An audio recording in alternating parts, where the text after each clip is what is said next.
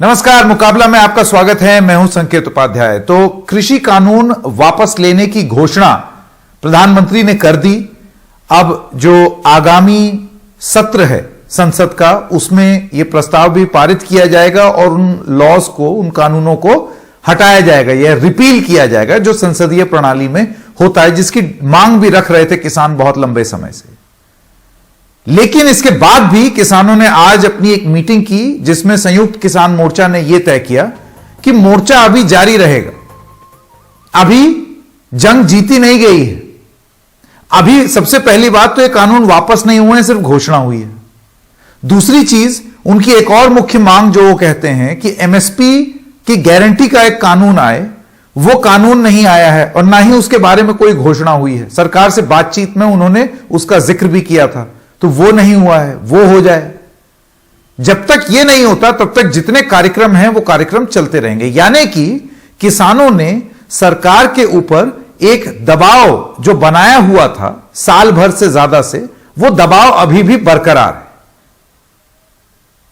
है। ऐसे में सबसे बड़ी बात यह है दो, एक तो किसान आंदोलन कहां जाएगा जिसके बारे में हम सुन रहे हैं, जिक्र भी हो रहा है, और दूसरी बात इसका राजनीति पर क्या असर पड़ेगा। तमाम बातें बोली गई कि क्या इसके पीछे राजनीति वजह हो सकती है। भाई, चुनाव के एकदम पहले अगर कोई चीज सरकार जो बहुत टाइम से ना कर रही है और एकदम सौगंध खाए कि ना वापस तो नहीं होगा, और फिर चुनाव से पहले पट्ट से हो जाए, तो इसका क्या मतलब है। इसका मतलब तो यही है कि शायद समझ में आ रही थी कोई बात कि इसका चुनाव में नुकसान हो सकता है तो पलट दिया। लेकिन उसके राजनीतिक रूप से क्या फायदे मिल सकते हैं बीजेपी को, मिल भी सकते हैं या नहीं, और क्या समीकरण बदल सकता है। पंजाब में कैप्टन अमरिंदर सिंह के साथ बीजेपी अगर हो जाए, या उत्तराखंड में जहां पर सिख आबादी बहुत ज्यादा है, सिख बहुल इलाके हैं उत्तराखंड में, या पश्चिमी उत्तर प्रदेश में जो जाट बहुल इलाका है जिसमें बूथ लेवल तक की प्लानिंग अब अमित शाह खुद डायरेक्टली करेंगे।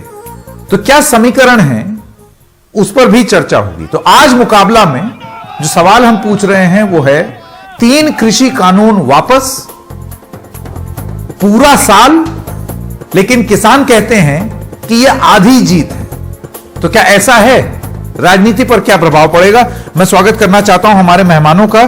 Prakash Chand Sharma, farmer vice president किसान मोर्चा, भारतीय जनता पार्टी के नेता, आपका बहुत बहुत स्वागत है। रागिनी नायक, वरिष्ठ प्रवक्ता, कांग्रेस पार्टी।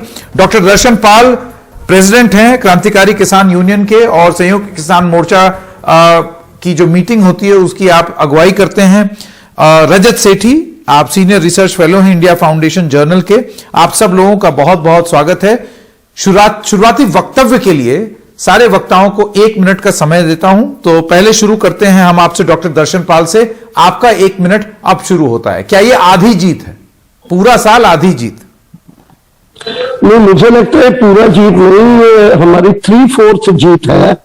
क्योंकि इस जीत में मैं ये कहना चाहता हूं कि इस जीत में हमें केवल कानून को वापस नहीं करवाया, बल्कि कानून लाने वाले कॉरपोरेट पक्षी जो लोग हैं, खास करके मोदी की गवर्नमेंट के, उन लोगों को झुकने के लिए मजबूर किया है, उन लोगों को 180 डिग्री पर आने के लिए मजबूर किया है। इसलिए आधी जीत से, आधी जीत कहते हैं लोग, यानी कि मैं मानता हूं कि आधी जीत से ज्यादा 3/4 जीत है। अभी हमारे बाकी 4-5 इशू हैं जो लेने बाकी हैं, वो उसके लिए भी हम गवर्नमेंट से बात करेंगे।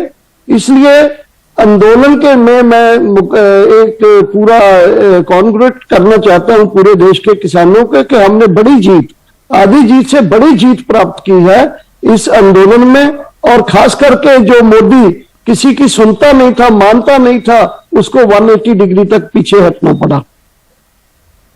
जी ठीक है। प्रकाश चंद शर्मा जी, आपका शुरुआती वक्तव्य। संकेत जी, बड़े आश्चर्य की बात है, कुछ लोग, खासकर जो कुछ भ्रमित लोग हैं, इस घटनाक्रम को युद्ध के रूप में स्थापित करने की कोशिश कर रहे हैं, हार और जीत के चश्मे से देखने की कोशिश कर रहे हैं। देखिए, लोकतंत्र का हिस्सा है राजनीति, और दोनों को युद्ध के रूप में स्थापित नहीं किया जा सकता।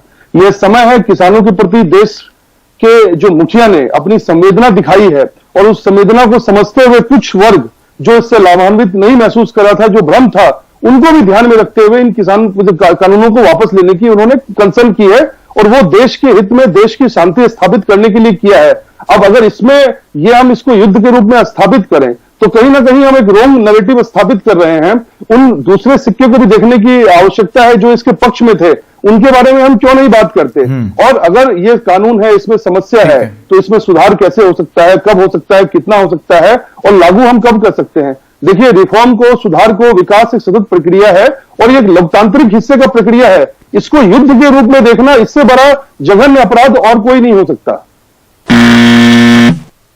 ठीक है, मैं अब रागिनी नायक जी के पास आना चाहता हूं। प्रकाश चंद्र शर्मा का कहना है कि इसको युद्ध के रूप में ना देखा जाए तो एक राजनीतिक रूप से सवाल यह उठेगा कि युद्ध के रूप में देखा किसने, युद्ध के रूप में इसको प्रस्तुत किसने किया और युद्ध किसने बना दिया। रागिनी नायक, आपका शुरुआती वक्तव्य। संकेत, युद्ध के रूप में देखा भारत के प्रधानमंत्री ने, जिन्होंने राजमार्ग खुदवा दिए कि किसान दिल्ली तक पहुंच ना पाए, कांटे बिछा दिए रास्तों पर, अपने मुख्यमंत्रियों से कहा कि जाकर वक्तव्य दें और कहें कि किसानों का सर फोड़कर अगर जेल जाओगे तो नेता बनकर बाहर आओगे।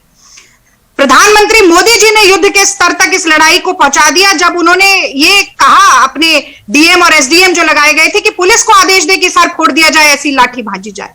जब खुद आंदोलनजीवी कहा किसान को और अपने नेताओं से कहलवाया गुंडा, मवाली, नक्सलवादी, आतंकी, और 700 किसान जब शहीद हो गए तब मोदी जी को संवेदना याद आ रही है। मैं समझती हूं ये मजाक है लोकतंत्र के साथ, ये मजाक है किसानों की एकता के साथ। मोदी जी को अगर कुछ नजर आता है तो केवल उन्हें वोट की चोट नजर आती है। ये उपचुनावों में हार का परिणाम है कि ईवीएम से वोट खिसकते हुए दिख रहे हैं और अपने पैरों के नीचे से राजनीतिक धरातल। इसीलिए मोदी जी ने पेट्रोल डीजल के दाम भी कम किए और अब काले कानून भी कम किए। जी बिल्कुल। रजत सेठी, अब मैं आपके पास आना चाहता हूं। देखिए, ये बहुत दलील दी गई और बहुत सारे लोगों ने, जो मोदी के समर्थक और इस कानून के समर्थक थे, उनका यह कहना था कि आज बदलाव यानी कि रिफॉर्म्स की हार हुई है, अब कौन रिफॉर्म करना चाहेगा। लेकिन उस पर जवाब में कई किसानों से, कल मैं सिंगू बॉर्डर पर था जिसमें कई किसानों ने यह बोला कि भाई हर बदलाव जो है वो रिफॉर्म नहीं होता है। आप कंसेंसस के साथ आप रिफॉर्म लाइए तो उसके बाद फिर किसको आपत्ति होगी। मैं आपसे जानना चाहता हूं ये रिफॉर्म वाले मुद्दे पर। देखिए संकेत जी, इस देश में रिफॉर्म्स कर पाना, कई सारे एनालिस्ट ने, विदेशी एनालिस्ट ने भी, सबने दिखा है कि इस देश में रिफॉर्म्स तो संभावना है ही नहीं, क्योंकि किसी की पॉलिटिकल कैपिटल इतनी होती ही नहीं है कि उसको व्यय कर सके रिफॉर्म्स लाने में। लोग बीच मध्य रास्ता निकालते हैं और आगे बढ़ते हैं। सच्चाई यही है कि इन बिल के आने से पहले लगभग हर राष्ट्रीय दल, किसान नेता, इन सब ने अपने अपने जो पक्ष रखे थे बिल आने के पहले, वो सब रिफॉर्म्स के फेवर में थे। लेकिन कई सारे कारण होते हैं, सब राजनीति में है, जुड़े हुए हैं पब्लिक लाइफ में, सबको लगा कि नहीं, इसमें विरोध करना चाहिए। और कुछ विशेष किसान वर्ग था जिनको जरूर लगा कि इस बिल से उनका हित नहीं सकता, तो इस पे पूरा विवाद हुआ, साल भर विवाद चला। लेकिन रिफॉर्म्स की ऐसे अगर गला घोंटा जाएगा तो फिर भविष्य में कोई भी राजनेता अपने पॉलिटिकल कैपिटल का व्यय क्यों करेगा रिफॉर्म्स में। वो तो सब स्टेटस को पे ही टिके रहेंगे। कौन सोचेगा कि जिसमें कि देश आगे बढ़ सके। मुझे ऐसा लगता है कि इन बिल के खत्म होने से आज ठीक है रजत जी, 1 मिनट का समय खत्म हो गया। हम एक छोटे से ब्रेक के लिए अभी रुकते हैं। ब्रेक के बाद जब आएंगे तो इस चर्चा को जारी रखेंगे कि क्या, जैसा कि जो सुप्रीम कोर्ट की कमेटी के एक मेंबर थे, उन्होंने भी बोला कि अब रिफॉर्म्स जो हैं वो कौन प्रधानमंत्री कर पाएगा इस देश में। ये सवाल भी पूछेंगे कि बदलाव अगर लाना है किसी चीज में तो क्या यही सबसे सही तरीका है बदलाव लाने का, या रिफॉर्म्स लाए जा सकते हैं किसी और माध्यम से या किसी और तरीके से, कंसेंसस यानी कि समन्वय बना करके। एक छोटे से ब्रेक के लिए रुक रहे हैं, मुकाबला जारी रहेगा। तो एक बार फिर से आपका मुकाबला में स्वागत है। शर्मा जी, मैं आपके पास आना चाहता हूं। ये बताइए, किसानों का ये कहना है, और ये सिंघू बॉर्डर पर जो किसान थे उनका ये कहना था कि अगर ये बोला जाए कि देखिए बदलाव जरूरी था और अब बदलाव नहीं होने पाएगा, तो लोग ये ना भूलें कि किसान खुद बदलाव की मांग कर रहे हैं। लेकिन हर बदलाव को सुधार बोल के ना बेचा जाए, क्योंकि हर बदलाव जो है वो सुधार नहीं है। सुधार मतलब अच्छा बदलाव। ये डिस्टिंक्शन किसान वहां कर रहे थे, इस पर आप क्या बोलेंगे। नेतागिरी छोड़ दीजिए, मैं किसानों की बात कर रहा हूं। संकेत जी, नेतागिरी मैं नहीं कर रहा और आप भी नहीं कर रहे, क्योंकि समाज से आप भी जुड़े हुए हैं, मैं भी जुड़ा हुआ, और मैं भी किसान परिवार से आता हूं, मैं समझता हूं उस संवेदना को। और मैं बराबर आपसे कहता रहा हूं, किसान सिर्फ सिंधु बॉर्डर पे नहीं बैठा है, देश के बॉर्डर पे भी बैठा है। वो तमिलनाडु में भी बैठा है जहां बहुत बारिश हो रही है आज, और नॉर्थ ईस्ट में भी बैठा है जो 70-75 सालों के बाद भी आज तक उनको हम मुख्य धारा में शामिल नहीं कर पाए हैं, उनका प्रोडक्शन हम डेवलप नहीं कर पाए हैं, उनको बेसिक सुविधाएं नहीं दे पाए हैं।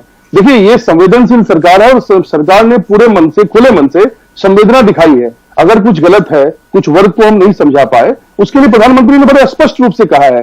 कल के पूरे नैरेटिव को जो राष्ट्र को संबोधित किया माननीय प्रधानमंत्री ने, पूरे रूप से सुनने की आवश्यकता है। एक एक चीज बिल्कुल क्लियर और क्रिस्टल तरीके से क्लियर है, क्या था, क्या है और क्या होगा। इंटेंशन पे डाउट नहीं किया जा सकता। लोकतांत्रिक प्रक्रिया है, सरकार की प्रक्रिया है। किसने क्या कहा महत्वपूर्ण नहीं है, किसने क्या किया महत्वपूर्ण है। और इसको नहीं, मैं इसमें मेरा बस इतना कहना है कि देखिए, ये एक वर्ग को नहीं समझा पाए, अच्छा करने चले थे। मेरा ये कहना है कि अगर ये कानून इतना अच्छा था आपके हिसाब से, आप कन्विक्शन के साथ सरकार चलती रहती, बोलती कि नहीं, हमें मालूम है, हम हित में करके दिखाएंगे। संकेत, फिर चाहे चुनाव जीते या ना जीते, चुनाव से एकदम पहले जो ये निर्णय लिया है, इससे संदेह प्रकट नहीं होगा तो क्या होगा? संकेत जी, कल आप ही के चैनल पे सबसे बड़े किसान नेता माननीय राकेश टिकैत जी ने कहा चुनाव तो 5 महीने बाद है, हमारा आंदोलन जारी रहेगा। देखिए, बात चुनाव, देश में चुनाव आएंगे जाएंगे, लगातार हर 6 महीने में कहीं ना कहीं चुनाव है। आप पूरी डेटा शीट निकाल के देख लें, तो इसका मतलब है सरकार काम ना करे, सरकार फैसला ना ले। आज इस जो प्रदर्शन हो रहा है, जो ये रोड ब्लॉक है, इससे आम जो नागरिक हैं, आप हैं, मैं हूं, जितने हमारे लोग हैं, आने वाले हैं, जानने वाले हैं, कितने उनको परेशानी हो रही है, इंडस्ट्री को प्रभाव पड़ रहा है और रास्ते में परेशानी पड़ रही है। उसके बारे में क्या है, सरकार ने पीस प्रोसेस को जारी रखने के लिए बिल्कुल परेशानी हो रही है। इससे कोई मुंह फेर नहीं सकता शर्मा जी की सड़क घेरने से और वो आंदोलन का केंद्र होने से लोगों को परेशानी हो रही है। तो ये आंदोलन का तरीका नहीं होता। लेकिन अगर किसान जिनको प्रधानमंत्री ने, जो आंदोलनरत किसान हैं, उनको भी परेशानी हो रही है। यहां परेशानी दोनों तरफ की है। मैं रागिनी नायक के पास आना चाहता हूं। रागिनी नायक, आप इस पर क्या जवाब देंगी? क्या ये चुनाव के चलते ये फैसला लिया, इस पर बहुत बहस हो चुकी है, लेकिन ये कहना कि अब बदलाव ही नहीं हो पाएंगे या इस देश में बदलाव का माहौल ही नहीं बन पाएगा या सुधार का माहौल नहीं बन पाएगा, ये जो बात कही जा रही है, इस पर आपके क्या विचार है? संकेत, पहले तो मैं कहूंगी कि साल भर बाद मोदी जी को किसानों के प्रति संवेदना याद आई है। जनतंत्र के प्रति प्रधानमंत्री की ये बहुत बड़ी बेवफाई है। और अब मैं बदलाव पर आती हूं। देखिए, अगर मोदी सरकार सकारात्मक बदलाव करना चाहती, किसानों के जीवन में सुधार लाना चाहती, उनकी फसल और नस्ल को बचाना चाहती, तो 2014 में सत्ता में आने के बाद 2015 में सुप्रीम कोर्ट में यह हलफनामा देकर ना कहती कि हम लागत पर 50% मुनाफा दे ही नहीं सकते थे, जबकि सबसे बड़ा चुनावी वादा यही था। जो इसके साथ साथ जो कि किसानों की फसल बीमा योजना थी, उसे प्राइवेट मुनाफा योजना में ना तब्दील कर दिया होता। आजाद भारत में पहली बार इतिहास में खाद पर, कीटनाशक पर, ट्रैक्टर पर, बीज पर, खेती के उपकरणों पर जीएसटी यानी कि टैक्स ना लगाया होता 18% तक का। मोदी जी ने वादा किया कि 2022 तक किसानों की आय दुगनी होगी, और एक सिचुएशन असेसमेंट सर्वे बताता है कि किसानों की आय 27 रुपया प्रतिदिन हो गई है। क्या ये संवेदनशील सरकार के लक्षण है? क्या ये सकारात्मक बदलाव वाली सरकार के लक्षण है? सेंट्रल एक्साइज ड्यूटी डीजल और पेट्रोल पर बढ़ाकर 23 लाख करोड़ रुपया जनता का पेट काटकर अपनी जेब में डाला मोदी सरकार ने। 1 रुपए का ऋण माफ नहीं किया। बताइए अगर किया है कि नहीं। एनएसएसओ कहता है कि 74,000 रुपए औसतन हर किसान के ऊपर कर्जा है। तो मैं तो सिर्फ ये जानना चाहती हूं कि आगे का रोड मैप क्या है। न्यूनतम समर्थन मूल्य को अधिकार बनाने का रोड मैप दे दीजिए। किसानों को कर्जा मुक्त करने का रोड मैप दे दीजिए। किसानों की आय अब 2 महीने में आप कैसे दुगनी करेंगे, 27 रुपए से बढ़ाकर कितनी ले जाएंगे, ये बता दीजिए। जो यूपीए सरकार के समय में डीजल में केवल 3 रुपए 56 पैसे की सेंट्रल एक्साइज ड्यूटी लगती थी, आपने जिसे बढ़ाकर 33 रुपया कर दिया, उसे आप वापस कैसे करेंगे, ये बता दीजिए। लेकिन कोई जवाब नहीं है। और संकेत, ये आप भी मान रहे होंगे कि कल से किसान क्यों कह रहे हैं कि हम ये आंदोलन नहीं हटाएंगे, क्योंकि किसानों को, खेत के मजदूरों को, आड़ती भाई बहनों को विश्वास नहीं है मोदी जी की बात पर। मोदी रीति सदा चली आई, जो कह जाए वो कभी ना निभाई। 2 करोड़ नौकरियां कहां हैं, 15 लाख रुपया कहां है, स्मार्ट सिटी कहां है, बुलेट ट्रेन कहां है, काशी क्योटो में परिवर्तित होकर कहां दिख रही है। तो जो बातें पहले ही मोदी जी पूरी नहीं कर पाए, वो आगे कैसे करेंगे। और भैया भूमि अधिग्रहण के लिए अध्यादेश ला सकते हैं, तो कल ही मोदी जी के मन में जो संवेदना जागी गुरु नानक देव मेरा की सवाल जयंती दूसरा में, था रागिनी जी, मेरा सवाल ये है, और रागिनी जी एक सेकंड लेकिन ये नौटंकी करना चाहते हैं केवल देखिए, ऐसा चुनावी है, फायदों के लिए। मेरा सवाल यह है कि ये जो बोला जा रहा है कि अब बदलाव का माहौल या सुधार का माहौल ही नहीं बन पाएगा इस देश में, इसमें आपका क्या कहना है? क्योंकि सुधार तो चाहिए, ये तो इस देश का कोई आदमी नहीं कह सकता कि सुधार ही नहीं होना चाहिए, जो चला आ रहा है उसे चले आने दो, क्योंकि वो बेकार बात है, ऐसा नहीं है। कृषि क्षेत्र में तो सबसे ज्यादा सुधारों की जरूरत है। मैं इसमें आपका सिर्फ 30 सेकंड लूंगी। देखिए, भारत के राष्ट्रगान में पहले जन आता है, जन गण मन, फिर गण आता है, यानी कि जो पूरा तंत्र है, महकमा है, वो जन के लिए है, और आखिरी में मन आता है। पर हमारे देश के प्रधानमंत्री जनता की बात नहीं सुनते हैं, उनकी नब्ज नहीं टटोलते हैं। पूरा गण, पूरा महकमा, पूरा जो तंत्र है राजनीति का, उसका इस्तेमाल अपने मन की बात के लिए करते हैं। तो जिन किसानों के लिए कानून आप बनाना चाहते हैं, उनसे पहले बात करिए। कानून लाने के बाद आप कहेंगे कि we are just a phone call away, तो कौन आपकी बात पर विश्वास करेगा? यहां पर उल्टी गंगा बह रही है।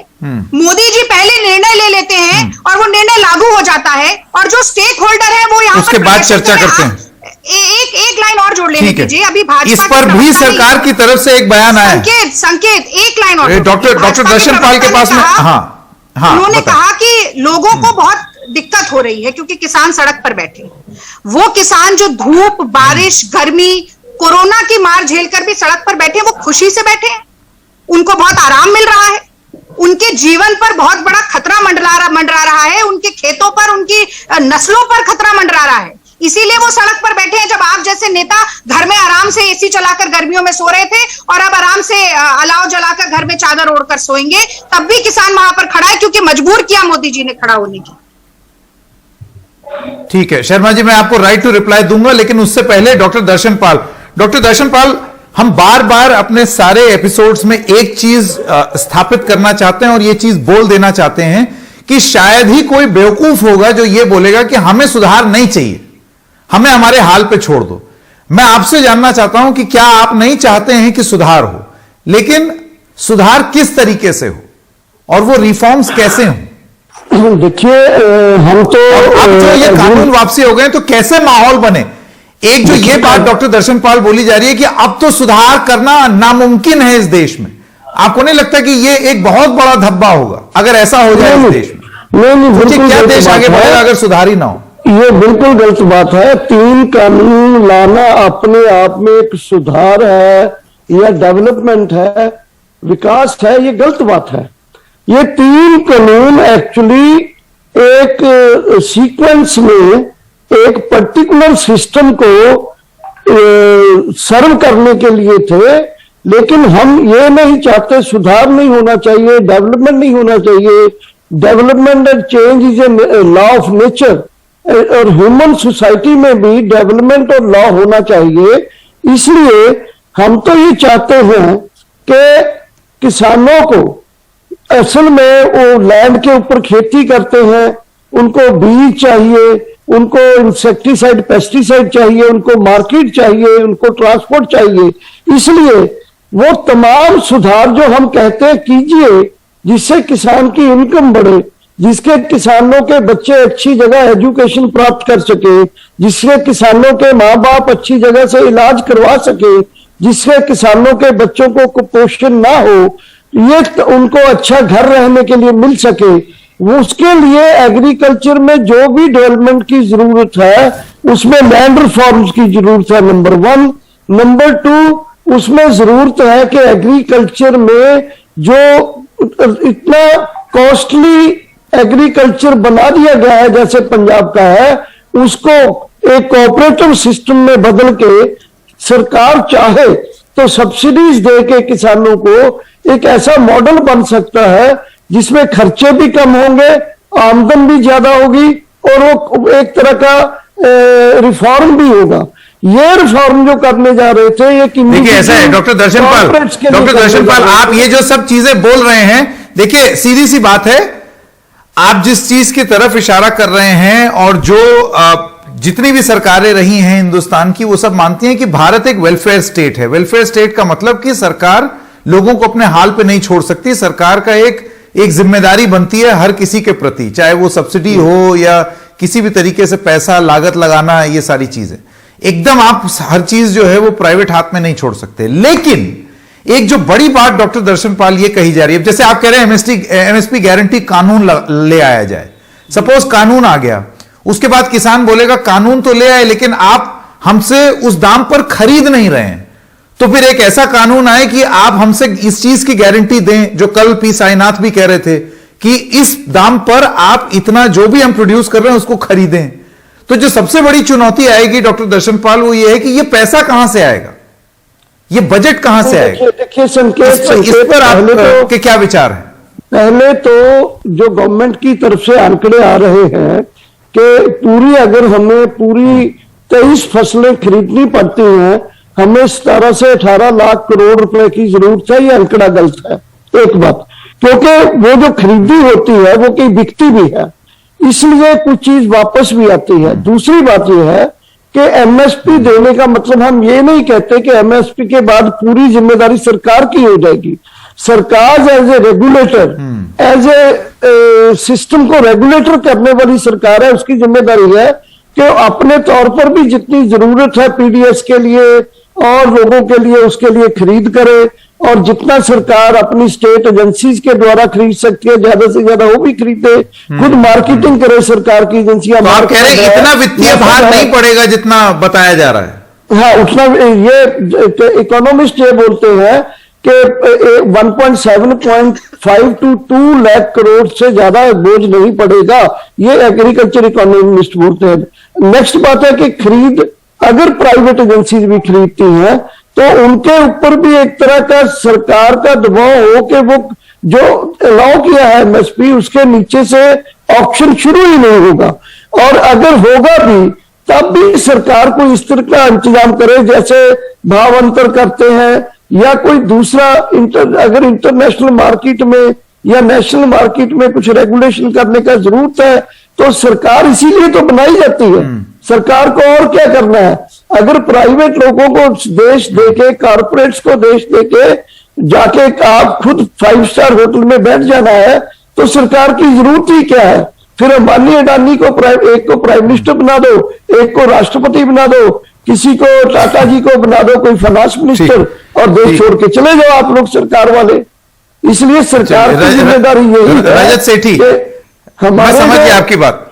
हमारे जो वल्नरेबल सेक्शन है, किसान है, जैसे बच्चे को इम्यूनाइजेशन की जरूरत पड़ती है, इसी तरह किसान को सरकार और समाज की वैसे ही वो सरकार वो भूमिका निभाए। ठीक है, यानी कि आपका ये कहना है सुधार हो लेकिन सरकार अपनी भूमिका जो जरूरत है सरकार को करने की वो ना भूले। रजत सेठी, मैं आपके पास आना चाहता हूं क्योंकि आपकी ये दलील भी मैंने सुनी शुरुआती वक्तव्य में, आपने ये बोला कि अब सुधार करना बहुत मुश्किल हो जाएगा, लेकिन आपको नहीं लगता है कि ये आर्ग्यूमेंट सही नहीं है? और खास तौर से अगर सरकार संवेदनशील हो करके अगर लोगों की बात सुनते हुए सुधार लाए तो सुधार और कारगर हो सकता है।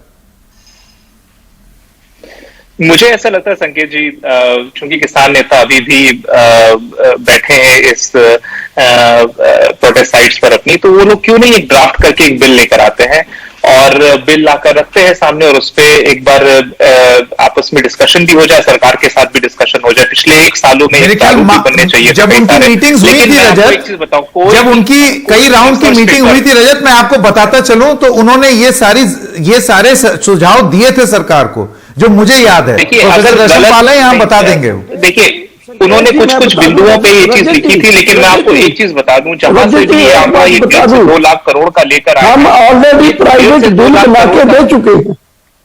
हम ऑलरेडी प्राइवेट बिल बना के बिल वो दे चुके हैं, 2 साल पहले दे चुके हैं। बिल एमएसपी का बिल बना के दिया, वो लोकसभा राज्यसभा में गया लेकिन वहां पेश नहीं किया गया। रजत सेठी, नहीं, आप बिल उसको पब्लिक डोमेन में रखें, आप उसको पब्लिक बिल बनाए और उसमें पब्लिक का बाकी भी किसान वर्ग हैं जो कि आपके साथ नहीं भी जुड़े हुए हैं, आपके साथ नहीं खड़े हुए, उनको भी समझने दीजिए कि आप क्या लेकर आए हैं, बिल उनके हित में है कि नहीं है। नंबर 1। नंबर 2, जहां से भी ये 1.5 से 2 लाख करोड़ का आंकड़ा लेकर आए हैं, मैं भी इनको ये भी चैलेंज कर सकता हूं कि कहीं से भी ये बता सकें कि 23 फसलों का, जितनी भी फसलों का जितना भी उत्पादन होता है इन सबके 1.5 से 2 लाख करोड़ तक आएंगे। मैं हैरान हूं कि ये आंकड़ा कहां से आ रहा है। सरकार ने रिटर्न असेसमेंट दिए हुए हैं, अगर इनके पास ऑल्टरनेटिव रिटर्न असेसमेंट है तो बता दें, क्योंकि कोई भी देश का अर्थशास्त्री अगर सीरियसली इस पूरी प्रॉब्लम को समझेगा तो ये फिस्कल प्रॉब्लम, जहां जहां से सरकार की आमदनी बढ़ती जाएगी वो तो फसलों को और ज्यादा एमएसपी के लेवल पे खरीदती ही चली जाएगी। और सरकार, कांग्रेस से रागिनी जी बोल रही थी, मेरा रागिनी जी से यह अनुरोध है, कई सारे प्रदेशों में कांग्रेस की सरकारें हैं, एग्रीकल्चर जो फार्म के विषय है वो स्टेट विषय है, कॉन्स्टिट्यूशन कहता है। किस राज्य सरकार ने एक मॉडल बिल अभी तक बनाया? किसानों की सुन लेते, उनकी किसान के बड़े नेता रागिनी नायक का जवाब, तो उनको एक सवाल क्योंकि पूछा गया तो रागिनी नायक का जवाब, तो लाए तो रागिनी नायक आपका जवाब। देखिए, हमारे जो रिसर्च आप उदाहरण सेट कीजिए। हाँ, आप जो रिसर्च फेलो भाई हमारे बैठे हुए हैं रजत जी, उनको थोड़ा और रिसर्च करके आना चाहिए। उन्हें पहले यही नहीं पता कि एक प्राइवेट बिल दिया जा चुका है। जब ये पता चला कि प्राइवेट बिल दिया जा चुका है तो कह रहे हैं इस पर रेफरेंडम कराइए जनता से। अरे भाई, सब कुछ अगर किसानों को ही करना है और जनता को ही करना है तो जनता ने प्रचंड बहुमत देकर क्यों भेजा है मोदी जी को? क्या झोला उठाकर चले जाने के लिए या मोरों को दाना चुगाने के लिए? अब मैं दूसरी बात पर आती हूँ। बिल्कुल सही कहा आपने, जो कृषि है वो स्टेट सब्जेक्ट है, तो मोदी जी ने संघीय ढांचे पर प्रहार करते हुए जो स्टेट का सब्जेक्ट है उसके ऊपर एक केंद्रीय कानून क्यों लेकर आए? तब क्या आपने राज्य सरकारों से बात क्यों नहीं की? तब आपको कांग्रेस की राज्य सरकारें क्यों नहीं याद आई? पर इस पर इसका कोई जवाब ही नहीं होगा, क्योंकि मोदी जी का जो एक तरीका है वो तानाशाही वाला रवैया है, वो पूरी सत्ता का केंद्रीयकरण करने का रवैया है, और इसीलिए बिना किसानों से बात किए ये इस तरीके के बिल आते हैं। इसका मैं आपको और उदाहरण देती हूँ कि हमारे देश के जो गृह राज्य मंत्री हैं, उनका बेटा लखीमपुर खीरी में किसानों को कुचल देता है अपने सहयोगियों के साथ एक जीप के नीचे, और अमित शाह जी उन्हीं गृह राज्य मंत्री को अपने साथ में खड़ा करके कहते हैं कि बाहुबली खत्म हो गए। ये संवेदना का स्तर है। मैं किसी के बीच में नहीं बोलूं, आप अपनी सभ्यता का परिचय दें, मेरे बीच में ना बोलें, पूरी बात करने दें। तो जब देश का गृह मंत्री, देश के गृह राज्य मंत्री जिनके बेटे आरोपी हैं किसानों को कुचलने में, साथ में खड़ा करके रैली करते हैं, तो क्या ये किसानों के प्रति संवेदना है? या ये अपराधी, जो बेटा अपराधी है उसके प्रति आप इकबाल दिखा रहे हैं, उसको सबल करने की कोशिश कर रहे हैं? तो किसानों के प्रति जो पूरी संवेदना का नाटक है, ढकोसला है, इसको कोई नहीं मानने वाला संकेत। और मैं अंतिम बात ये कहना चाहती हूं कि यूं ही उलझती रही है। नहीं, जो उन्होंने ये बात बोली कि आप लीड बाय एग्जाम्पल करें, आप लीड बाय एग्जाम्पल करें, आप अपने राज्यों में इस तरीके का कानून लाएं जो आप जिस चीज की आप जो उदाहरण प्रस्तुत करने की बात कर रहे हैं। मैं आपको जवाब देती हूँ। मैं फैज की नज्म की कुछ पंक्तियां पढ़ के फिर जवाब देती हूँ। यूं ही उलझती रही है जुल्म से खल्क, ना उनकी रस्म नहीं है ना अपनी रीत नहीं, यूं ही खिलाए हैं हमने आग में फूल, ना उनकी हार नहीं है ना अपनी जीत नहीं। तो अब दिक्कत यह है कि मोदी जी ने तो कह दिया मैंने अपराध किया, अपराध स्वीकार रहा हूं, जनता उन्हें सजा भी देगी चुनाव में, लेकिन मोदी भक्तों से बर्दाश्त नहीं हो रहा है कि थूक के चाटा कैसे गया। तो अब मुझे बता दीजिए कि अगर ये कानून सही थे तो मोदी जी ने वापस क्यों लिए, और अगर अब वापस ले लिए हैं तो 1 साल तक किसानों को प्रताड़ित क्यों किया इस कानून के प्रति? ये चित भी मेरी और पट भी मेरी तो हो नहीं सकता। और जहां तक उदाहरण स्थापित करने की बात है तो कांग्रेस ने 72,000 करोड़ का ऋण माफ किया था किसानों का, छत्तीसगढ़ में 5700 करोड़ रुपए का ऋण माफ किया हमने, पहले पंजाब में, छत्तीसगढ़ में, राजस्थान, वो तो रागिनी जी सभी सरकारों ने किया है, पैसा कम किया। चलिए, मेरे पास समय खत्म हो गया। आप सब लोगों का बहुत बहुत धन्यवाद मुकाबला में जुड़ने के लिए। एक छोटे से ब्रेक के लिए रुक रहे हैं, अभी हाजिर होता है। फिर में जो भी डेवलपमेंट की जरूरत है उसमें लैंड रिफॉर्म्स की जरूरत है, नंबर 1। नंबर 2, उसमें जरूरत है कि एग्रीकल्चर में जो इतना कॉस्टली एग्रीकल्चर बना दिया गया है जैसे पंजाब का है, उसको एक कोऑपरेटिव सिस्टम में बदल के सरकार चाहे तो सब्सिडीज दे के किसानों को एक ऐसा मॉडल बन सकता है जिसमें खर्चे भी कम होंगे, आमदन भी ज्यादा होगी और वो एक तरह का रिफॉर्म भी होगा। इस देश में रिफॉर्म्स कर पाना, कई सारे एनालिस्ट ने, विदेशी एनालिस्ट ने भी, सबने दिखाया कि इस देश में रिफॉर्म्स तो संभावना है ही नहीं, क्योंकि किसी की पॉलिटिकल कैपिटल इतनी होती ही नहीं है कि उसको व्यय कर सके रिफॉर्म्स लाने में। लोग बीच मध्य रास्ता निकालते हैं और आगे बढ़ते हैं। सच्चाई यही है कि इन बिल के आने से पहले लगभग हर राष्ट्रीय दल, किसान नेता, इन सब ने अपने अपने जो पक्ष रखे थे बिल आने के पहले, वो सब रिफॉर्म्स के फेवर में थे। लेकिन कई सारे कारण होते हैं, सब राजनीति में है, जुड़े हुए हैं पब्लिक लाइफ में, सबको लगा कि नहीं इसमें विरोध करना चाहिए, और कुछ विशेष किसान वर्ग था जिनको जरूर लगा कि इस बिल से उनका हित नहीं सकता। तो इस पे पूरा विवाद हुआ, साल भर विवाद चला। लेकिन रिफॉर्म्स की ऐसे अगर गला घोंटा जाएगा तो फिर भविष्य में कोई भी राजनेता अपने पॉलिटिकल कैपिटल का व्यय क्यों करेगा रिफॉर्म्स में?